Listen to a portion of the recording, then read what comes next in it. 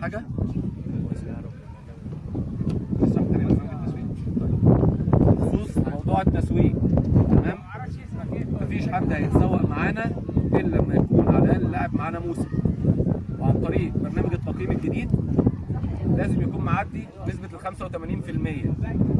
انتظام، التزام، مهاره، اخلاق، راجل فكره احترافي متزن. التقييم الجديد دوت هننزله على الجروبات بشكل يعني بكل شفافيه، هتشوف هتلاقي نفسك كل شهر تقييمك عامل ازاي. بس مين بقى اللي هيقيم؟ الراجل اصلا اللي الكواليتي بتاعته عاليه. يعني مش هيبقى التقييم نازل مثلا الشهر ده واللي بعديه، ممكن في نص الموسم تمام نبدا ننزل. ليه؟ خلاص الرؤيه بانت بالنسبه لنا، اللعيبه اخبارها ايه. كل لاعب موسم؟ لازم كل لاعب موسم.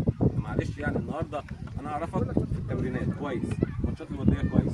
طب بالنسبه للماتشات الرسميه بقى، والضغط النفسي والضغط العصبي، ولما المدرب بتاعك يقرص عليك ولا يضايقك، تمام، انت ثباتك الانفعالي بقى عامل ازاي؟